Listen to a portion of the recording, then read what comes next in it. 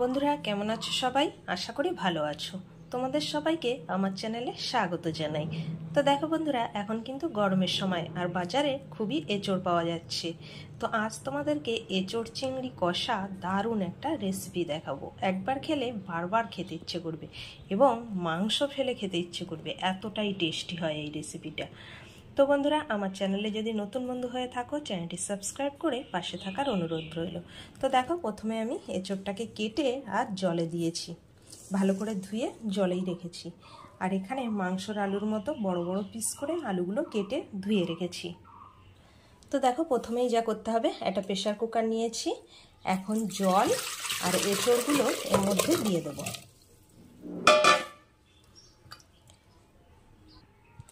এখন এর মধ্যে দিয়ে দেব অল্প পরিমাণে আর কি, একটু হলুদ আর একটু লবণ দিয়ে সিদ্ধ করে নিতে হবে। তো দেখো, প্রেসার কুকারটা গ্যাসে বসিয়ে এবার 2টো সিটি মেরে সিদ্ধ করে নেব। এঁচোড়টা যত সময় সিদ্ধ হচ্ছে তত সময় এদিকে একটা কড়াই বসিয়ে দিয়েছি। কড়াইটা গরম হলে বেশ একটু বেশি পরিমাণে সরিষার তেল দিয়ে দিতে হবে। তেলটা দিয়ে একটু গরম হওয়ার জন্য অপেক্ষা করব। তেলটা একটু গরম হলে এই তেলের মধ্যে সামান্য একটু লবণ আর একটু হলুদ দিয়ে দেব। দিয়ে এখন বড় বড় পিস করে যে আলুগুলো কেটে রেখেছিলাম সেগুলো দিয়ে ভালো করে লাল লাল করে ভেজে নিতে হবে।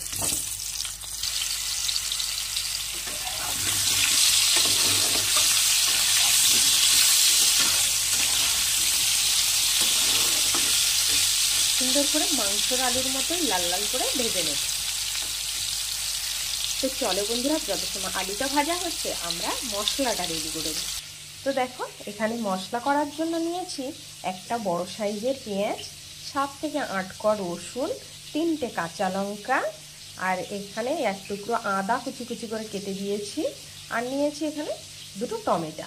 এই সব কিছু এখন মিক্সিতে ভালো করে একটা পেস্ট তৈরি করে নেব। তো দেখো বন্ধুরা, মশলাটাও আমার রেডি হয়ে গেছে আর এদিকে আলুটাও কিন্তু সুন্দর ভাজা হয়ে গেছে। এখন আলুটাকে নামিয়ে নেব। তো দেখো, আলুটা নামিয়ে নিয়েছি। এখন এই কড়াইয়েই বড় বড় করে আমি পেঁয়াজ কেটে রেখেছি, সেটা একটু ভেজে বাদামি বর্ণে করে নামিয়ে নেব। এই দেখো, এইভাবে ঠিক বড় বড় টুকরো করে পেঁয়াজগুলোকে কেটে নিয়েছি। তোমাদের কাছে যদি ছোট ছোট বেবি পেঁয়াজ থাকে তাহলে কিন্তু তোমরা গোটা গোটাও ভেজে নিতে পারো। আমার কাছে ওটা নেই, তাই এই পেঁয়াজটাকে বড় বড় পিস করে ভেজে নেব।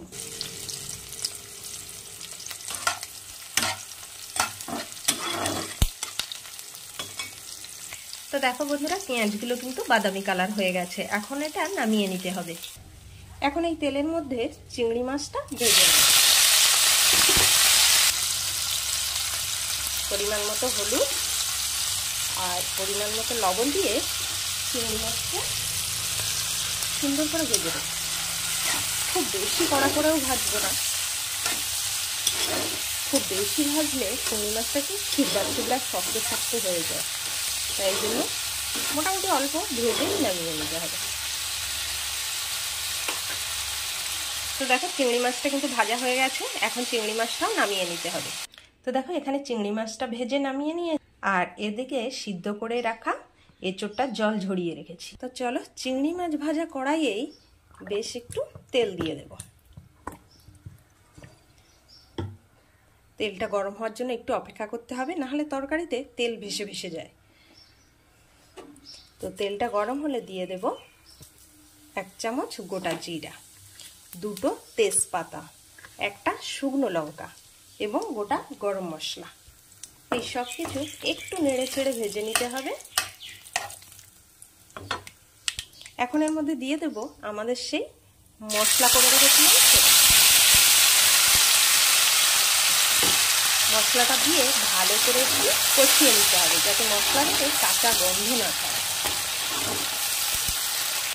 তো দেখো বন্ধুরা, মশলাটা একটু ভালো করে কষা হয়ে গেলে এখন এর মধ্যে দিয়ে দেব 1 চামচ জিরের গুঁড়ো, 1 চামচ ধনিয়া গুঁড়ো, 1 চামচ লঙ্কার গুঁড়ো। ঝালটা তোমরা যেমন পছন্দ করো তেমনই দেবে। আর পরিমাণ মতো হলুদ গুঁড়ো, আর সুন্দর কালারের জন্য দেব সামান্য একটু চিনি।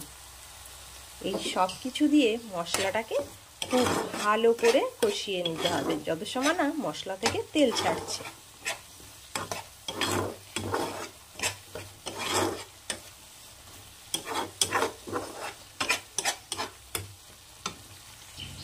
তো দেখো বন্ধুরা, মশলা থেকে কিন্তু তেল ছেড়ে দিয়েছে, মানে আমার মশলা কষানো একদম রেডি হয়ে গেছে। তো এখন এর মধ্যে এঁচড়গুলো দিয়ে দিতে হবে।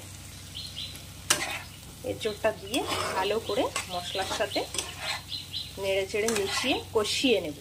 এই রান্নাটা যত ভালো কষিয়ে কষিয়ে রান্না করবে তত ভালো টেস্ট হবে, একদম মাংসর থেকেও বেশি টেস্ট হবে একদম।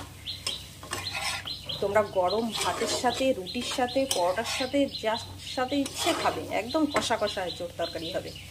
এবার ভেজে রাখা আলুটাও দিয়ে দেব। আর যেহেতু আমি আগে লবণ দেইনি, সেই জন্য এবার এখানে পরিমাণ মতো লবণটাও দিয়ে দেব।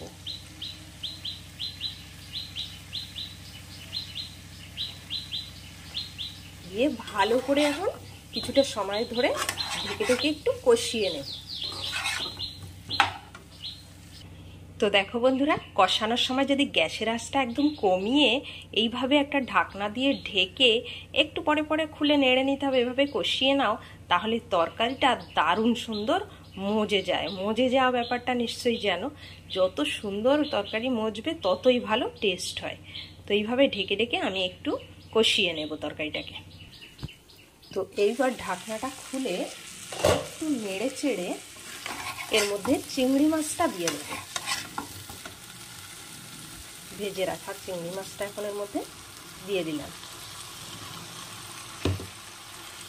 দিয়ে আর একটু নেড়ে চেড়ে মিশিয়ে নেব। তো দেখো বন্ধুরা, দেখলেই জিভে জল চলে আসবে, কষানো হলেই এত সুন্দর হয়েছে। এখন আমি এখানে পরিমাণ মতো গরম জল ব্যবহার করব, একদমই ঠান্ডা জল না, তাহলে কিন্তু তরকারির টেস্টটাই নষ্ট হয়ে যাবে। কষা কষা হবে সেরকম পরিমাণে জল দিতে হবে। আবার বড় বড় আলু আছে, সেটাও কিন্তু সিদ্ধ হবে। তো এখন একটু নেড়ে চেড়ে আর ঢাকনা দিয়ে ঢেকে পুরো রান্নাটা করে নেব। তো বন্ধুরা, শেষ পর্যন্ত দেখো কত সুন্দর হয়। আর অবশ্যই কিন্তু বাড়িতে একবার এইভাবে এঁচড় রান্না করে খেয়ে দেখো, তারপর আমাকে জানিও কেমন লাগলো। তো দেখো, এঁচড় রান্না কিন্তু একদমই রেডি হয়ে গেছে।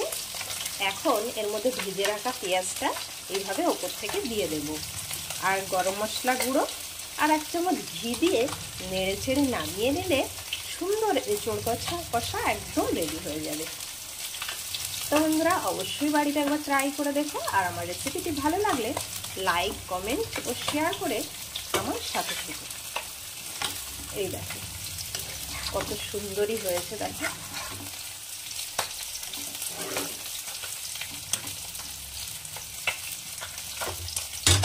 তো আজ ভিডিওটি এখানেই শেষ করি।